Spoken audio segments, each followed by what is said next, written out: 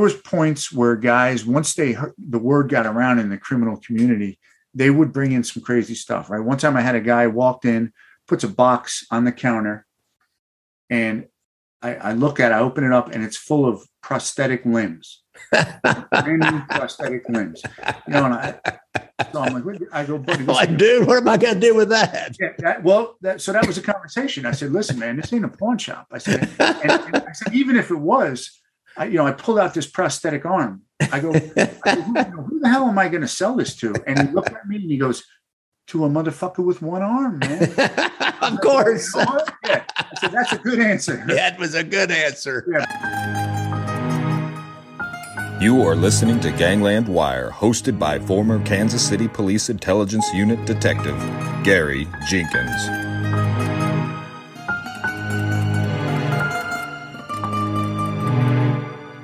Welcome, all you wiretappers, back here in the studio of Gangland Wire. You might notice I'm not sitting up next to the screen.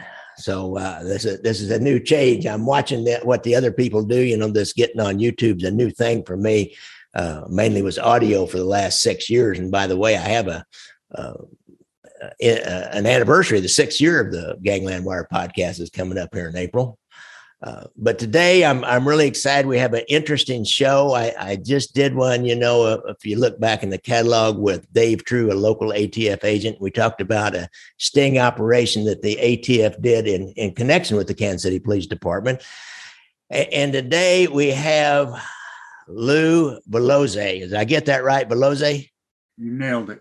Good. I struggle sometimes with names that I'm not familiar with, but thanks, Lou. I really appreciate you coming on the show. Thanks a lot. Hey, man, it's an honor to be here, Gary. Thank you. So Lou's book is Storefront Sting, an ATF Agent's Life Undercover.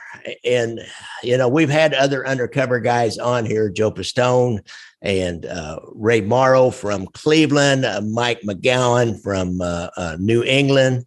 I can't remember some of the others, but that life is a tough life.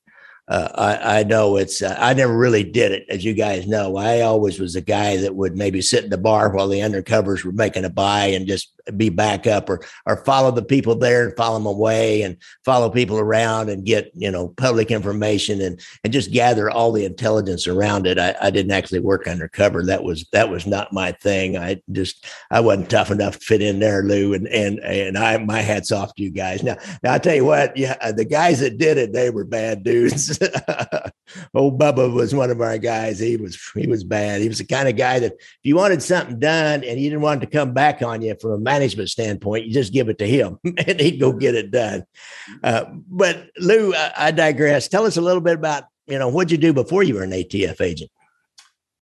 You know, I went through a couple agencies before. I started out as a special agent with ICE, which is now, or you know, it was called INS back then, right. Immigration Naturalization Service. And I started out in LA back in the 1991 in Los Angeles. And it was just great street work.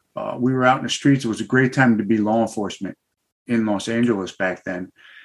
And just running around, you know, chasing gangbangers. And back then, you know, over half of the violent criminals in LA were foreign born, mostly Central American gangs that were just terrorizing the streets. And those gangs were showing the American gangs a new level of violence.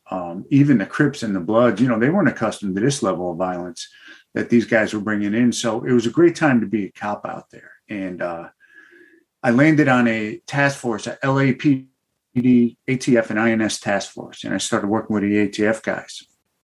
And I saw right then that these were the cowboys. You know? Yeah. These were the guys who were the feds, but they were real cops. And they had the respect, you know, from the LAPD, from the local guys. And, you know, I got working with them, partying with them, became friends with them. And, you know, at the time, they just weren't hiring. ATF was a small agency. So I did 5 or 6 years out there in LA on the streets, and it was great work, great learning. I wanted to work undercover, and there wasn't a whole lot of undercover opportunities for a big, you know, Italian-American guy from New York. So not with immigration. So, you know, I went over to the U.S. Marshals in New York for a couple of years and then Puerto Rico. And finally, ATF opened up, and I put in, and I was able to lateral right over. Mm-hmm. And I started working undercover literally the first day I was on the job. Before I even went to the ATF Academy, I was buying guns and dope off the streets. Interesting. So, what was your first office? What city were you in? Savannah, Georgia. Interesting. So, you did you have to move around to different offices? But you were undercover from day one. So, did did they loan you out to other places, other parts of the country when they needed somebody, or did you just work in that area? No, I worked all over the country. Yeah. ATF does it differently. We have an undercover program, and you can be assigned to one office, but work all over the country, bounce around. And I did long-term infiltrations all over the country, back on the West Coast, Chicago. I did a lot of work here in Georgia because, guns are falling out of the trees here in Georgia, and there was a lot of work to be done. But I went all over the place, and it was exactly what I wanted to do. I finally found something I was good at, right? After all these years. And, I couldn't get enough of it, man. I loved it. And, I never stopped. You sound just like Jay Dobbins. I just interviewed him not too long ago. He said, well, that's the only thing I could do well, but he said I could do it well. So that's right. Me and Jay are actually writing my second book. We're writing now, a murder for hire book. Yep. Cool. All right. I'll look forward to that. We'll have to get you guys back on when you get that one out. Absolutely. You talked about a sting operation. That's the name of your book. And ATF has kind of a history of those stings. Trying to get illegal guns off the street is probably why they started doing stings, because as you guys out there listening know, we just did one not too long ago with Dave True about a sting we did in Kansas City. And it's ideal to get illegal guns off the street and find out who's trafficking in illegal guns. And you can kind of follow a thread, if you will, as you get to know the people that are wanting to sell guns, and you get into that kind of subculture, if you will, of people that sell guns. And some people specialize in that. That's about all they do. Dope is always nearby, of course. Dope is always hand in hand with that. And so, the ATF and the DEA end up working together on these task forces a lot. And the ATF, they'll come in. I'll tell you guys a little secret. They come in with all the money and sometimes work with the local PD, who will supply a lot of manpower, a lot of guys like me to go follow people around and do the research and find out, who was who and where they left after they left the sting, where they went after the sting operation. But ATF will have these undercovers like Lou here, is they have the program, and local guys, lots of times, they'll be recognized too easily. And Lou comes in from out of town and nobody knows him. And he's this big time out of town guy, which is what we did here in Kansas City. Usually they find an informant to introduce them into different things. So your first sting, I guess, how did that go down? How did you open a storefront like we did here?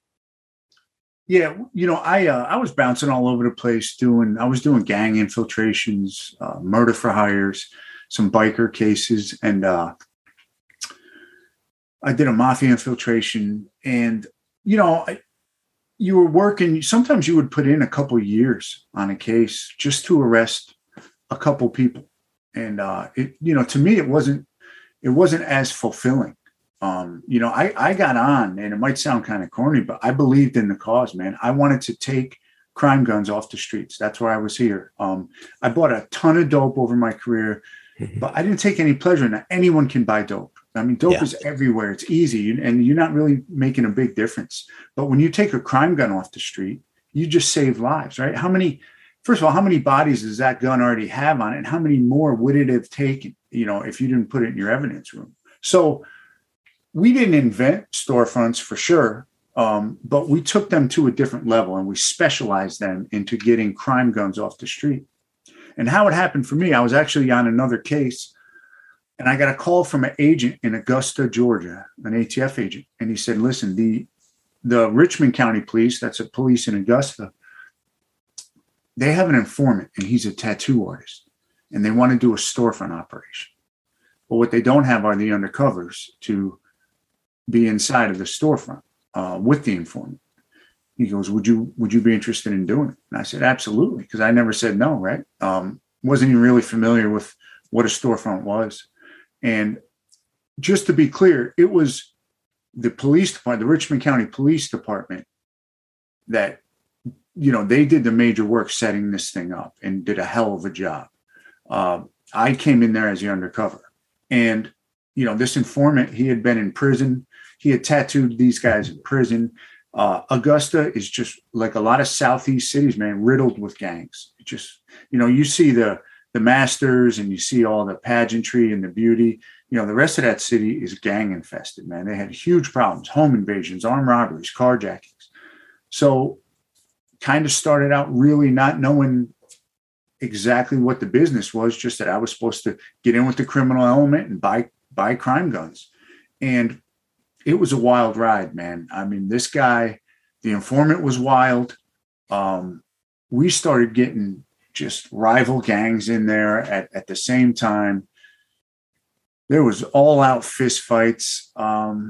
The cops were after us, trying to shut us down because only a few of them knew who we were. Code enforcement was trying to shut us down. The fire marshals were trying to shut us down. We were getting eviction notices, and you have to deal with all that while you're trying to run an undercover operation. Fist fights all the time. Just we're getting, because we sold a lot of stuff. As long we also had the tattoo shop, but we sold stuff, and we were getting all sorts of, shoplifting and just harassment. So there's so much more to deal with than just doing undercover deals, right? You have all these factors going on, and I loved it, man. I thought it was phenomenal. So we really got in with these gangs. And it was a good way to infiltrate the gangs because we were kind of doing it from the outside, right? We offered a nice, safe venue for them to come into and do their deals. I wasn't trying to become one of these, these are street gangs. I wasn't trying to infiltrate them, become one of them. We were kind of infiltrating from the outside, which is the best way to do it. They knew we had a hustle going on. They knew I was a gun trafficker. Right? They knew it was a safe place for them to come sell their crime guns because I had moving trucks with furniture in, and I showed them how I did it. And I would bring the guns up to New York as soon as I had enough of them. So we had a good reason to be there and to be buying the guns. And it was, I'll put it this way, after a year of being there, we had 430 guns, crime guns, in the evidence vault. We bought 430 crime guns in undercover deals in a 12-month period. Wow. It just, ATF had never seen these kind of results, man. It was off the charts. And due to that, the success of that operation, when word started getting around, these storefronts started, everyone's like, wow, what an efficient investigative tool. What a way to get these guns off the street. And they started popping up all around the country. Mostly good ones.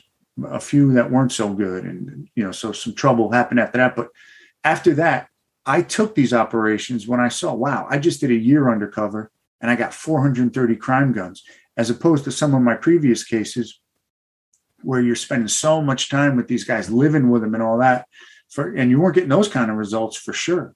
So I ended up doing 3 more, and each one got bigger and better.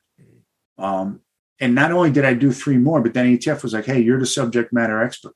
We're going to send you around the country to help these guys just starting out. So I ended up going around the country, consulting, jumping in, doing the undercover, and getting a whole bunch more going. It was just a great run. Well, so as you went to these other cities, had they been able to get an informant that would help them set up and give them credibility, a local guy like you had your tattoo guy? Because that, to me, that's so hard to get in, to get that first initial trust. You got to have somebody that's already known to give you some credibility. Some did, some didn't. The ones I did, the next storefront I did, we did not have an informant. And it, starting cold is a lot harder because your new faces in town, and your results, you're not going to start out that first month or two, and the supervisors, the bosses, they don't care. They want evidence, right? They don't want to hear your excuses. and it's when you start cold, it's going to, the evidence is just going to start trickling in very slowly as opposed to starting with an informant. But guys did it both ways. Every storefront that I know of had a lot of success as far as taking crime guns off the street. There were just problems like there are with any long-term police operation, and especially any long-term undercover operation. And the problems got blown out of proportion. We had about maybe an 8 or 9 year run with these things. Congress got sideways with them. They got shut down, and they don't happen anymore. Interesting. Yeah, I guess sometimes people they don't like the entrapment aspect of it, and some people believe in guns, freedom of guns, so strongly that they don't think any kind of enforcement ought to be taken in regards to guns. So there's a lot of politics around that kind of an operation, especially around guns here in the last 10 or 15 years. There was not that kind of politics around guns back then. No, and Gary, you notice I say crime guns because the guns I bought off the street, and I bought over 1,000 guns off the street in my career in an undercover capacity. Those were crime guns. Those were not guns from upstanding citizens, whose Second Amendment right is to have a gun. I mean, I'm an NRA guy. We're all for that. These were crime guns out of the hands of thugs. Those are the guns we were taking off the street. Yeah. Didn't you get caught up with people wanting to sell you all kinds of stuff, though? Boosted clothes and drugs and stolen cars and things like that. I mean, here in Kansas City, they bought everything. It was not a focus on guns. They got some guns, but they ended up buying everything. Our focus was on guns. So did we buy dope? We bought a ton of it, kilos of dope, because, as you know, and you said it earlier, where there's dope, there's guns. Where there's guns, there's dope. They go together. So it wasn't our focus. But when guys were coming, if a guy was coming in, he had a half a kilo or so, we bought it. Depending on the money we had. We had to be a little bit frugal about that because, we only had so much evidence purchase money. Yeah. And we were there for the guns. There was points where guys, once the word got around in the criminal community, they would bring in some crazy stuff, right? One time I had a guy walked in, puts a box on the counter, and I look at it, I open it up, and it's full of prosthetic limbs. Prosthetic limbs. So I'm like, I go, buddy. Dude, what am I going to do with that? Yeah, so that was a conversation. I said, listen, man, this ain't a pawn shop. I said, and I said, even if it was, I pulled out this prosthetic arm. I go, who the hell am I going to sell this to? And he looked at me and he goes, to a motherfucker with one arm, man. Of course. Yeah. I said, that's a good answer. That was a good answer. Yeah, but we don't have a lot of them coming in. I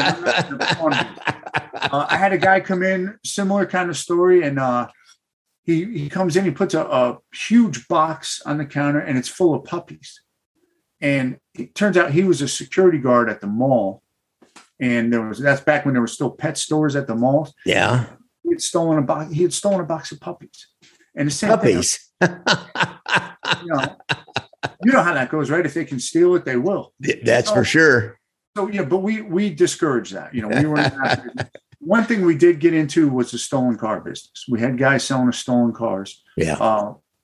Which turned out real good for us in our last one because they were actually being shipped to South America. This was the biggest stolen car ring on the Eastern Seaboard, and we were able to get into it. And we learned that the FBI was actually working this organization. One of the most fulfilling and greatest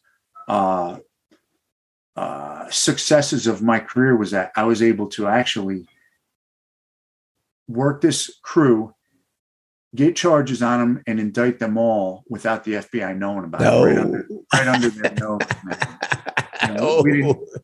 Listen, we never got along with those guys. I know. I've seen that. But I mean, they did. These storefronts would present a lot of opportunities, but we were there for the guns, man. That was our goal. Our bosses, they didn't care how much dope we bought. They didn't care, and they wanted to know two things. Guns. Are you getting into the crime guns? Are you getting crime guns off the street? And they didn't want nickel and dime. They wanted you to get into organizations, right? They wanted RICO cases. They wanted criminal conspiracies. So from a storefront, you have to put in time and work in order to achieve those goals. And we did, man. Yeah. Boy, that's for sure. It is a lot of work. It's from middle of the morning. No thief ever gets up too early. But somebody's got to do all the book work and the paperwork and keep track of all this too. I don't know how much as the guy up at the counter you had to do, but there's a lot of paperwork. You got to identify who these people are. That's a big problem. Well, we found solutions for that too, right? Just like you said, sometimes a guy would come in and he might sell me some sawed-off shotguns, right? Well, he was dropped off, a young girl driving the car, the registration, it's a rental or back to somebody else, right? So we don't know who she is. We don't know who really the car belongs to. He's given us a street name, right? So that presents a problem. You can't charge him if you don't know who he is. So we started doing things creatively to get some of these guys. We would have giveaways.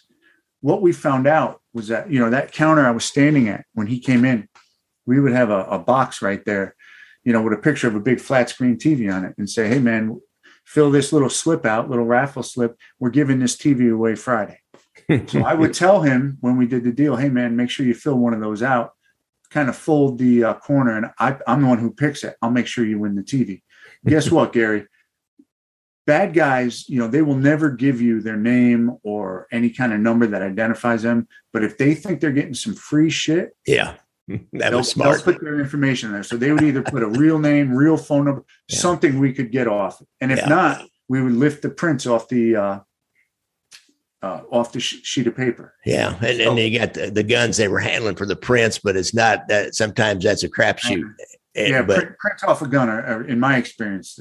Tough. But so those kind of giveaways and that kind of thing, we were able to identify these guys. So we had to get real creative with that. If you got hundreds and hundreds of crime guns in the evidence vault, that's great. You got them off the street. But if you don't have the guys behind it, if you haven't identified them, you can't charge them.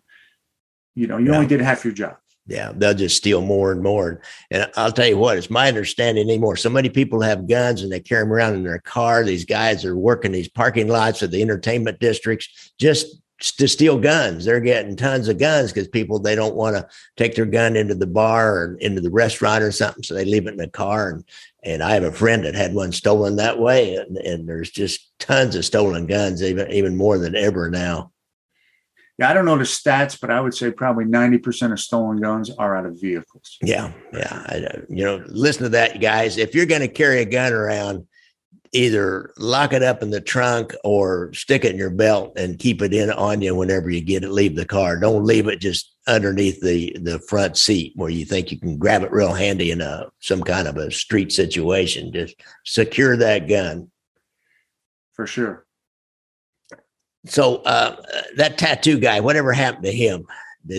Was he exposed eventually and have to leave town, or you guys put him in witness protection? No, man, he was a wild guy, great informant. Little John was his name. No, we moved him around and used him in other cases. Oh, really? He kind of became a de facto ATF agent, a contract agent, really, I guess.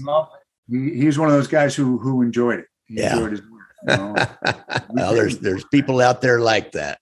For sure. That's a good talent to have. Yeah. To draw that criminal element in, Yeah. Oh, yeah. Because, he's probably been in the penitentiary and I sat with a guy that's become a friend of mine that's done some time. And this guy comes up and who is a similar kind of a history, but they didn't really know each other that well.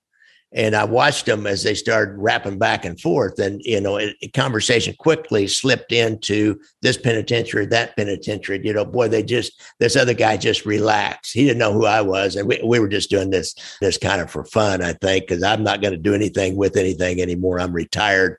But you could see this other guy just relax as he slipped into that kind of vernacular and those little tidbits about different prisons. That's why when you're working undercover, and a lot of guys make that mistake to say that, oh yeah, I did time. Yeah. You got to be careful with that. Because when you're talking to someone who's done time, oh, where'd you do it? And if you don't know specifics, and you don't know that lingo, they're going to sniff you out right away. Yeah. Or even a particular guard or something. You say you were, Big Sandy in A block or, whatever, I can't think, but they'll say, well, did you know, that cop named so-and-so. And, you look with this dumbfounded look, or you say, well, yeah, I remember him, but there's not really such a person as, it's a dangerous path to go down No doubt. To try to get some kind of a connection with them. Lou, did you, how long did you keep this up? You're retired now, aren't you?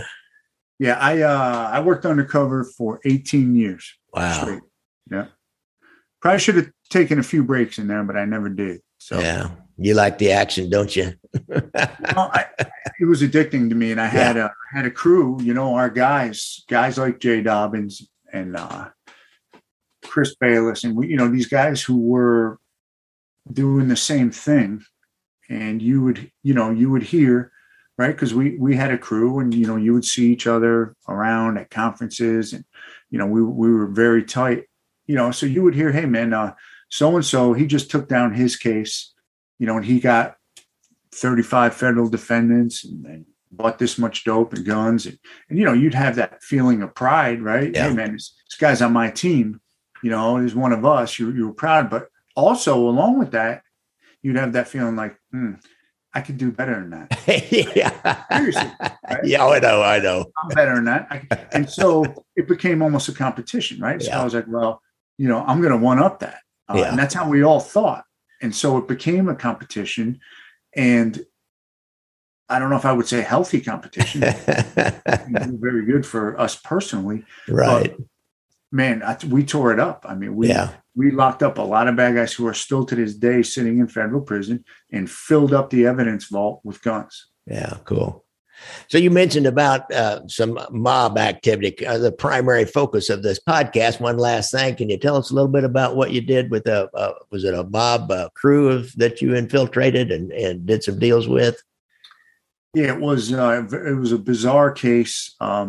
It was the outfit up in Chicago. Okay, guys, that was my new friend, Lou Valoze. You got to check out his book. I'll put some pictures of it in here. Storefront Sting and ATF Agents Undercover Life. Now, I'll tell you right now, I work with a lot of guys like Lou, and he's one of the good ones. He's a guy you can depend on and you'd go to the mat for if you get into a tight situation.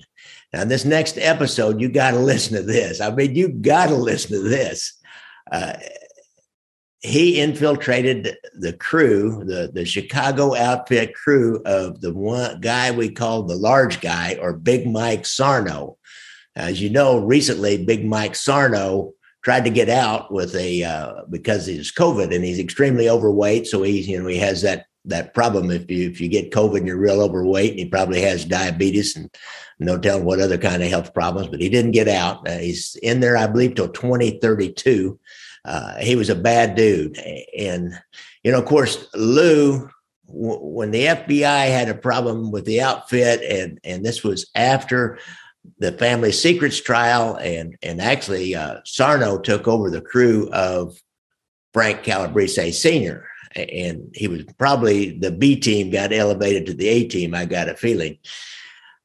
Lou figured out a way. I think another ATF agent came up with this idea, and it's a hell of an idea. I want to tell you right now, but you're going to have to wait a little bit to hear their ruse for him to get accepted in to be somebody who was a thief, a professional thief. Lou had to start participating in mixed martial arts, which he already did. So it all kind of came together. It was like this perfect storm that came together, and he put several Chicago outfit people in jail. They brought him in because Big Mike, or the large guy, decided he needed to plant a bomb on a competitor, somebody that wasn't doing what he wanted to do in the poker vending machine business. And that brings ATF in when you bring bombs in. See, these guys, when they do murders, they bring in a lot of heat from everybody. If you're going to mess with bombs, you're going to bring in the FBI is already there all the time, and the local authorities. But then you bring in the ATF, so it just brings more heat on, just like when they start dealing drugs. You get both the DEA and the FBI after you then. So it's a heck of a story. Be sure and come back and listen to this next story. And I appreciate everything you guys have done for me. Don't forget to hit me up on Venmo at Gangland Wire. You can buy me a cup of coffee. And, if you give me a little bit of money, I'll put you on my monthly Zoom call list. I do a live Zoom call with people who have supported the podcast. Thanks, folks.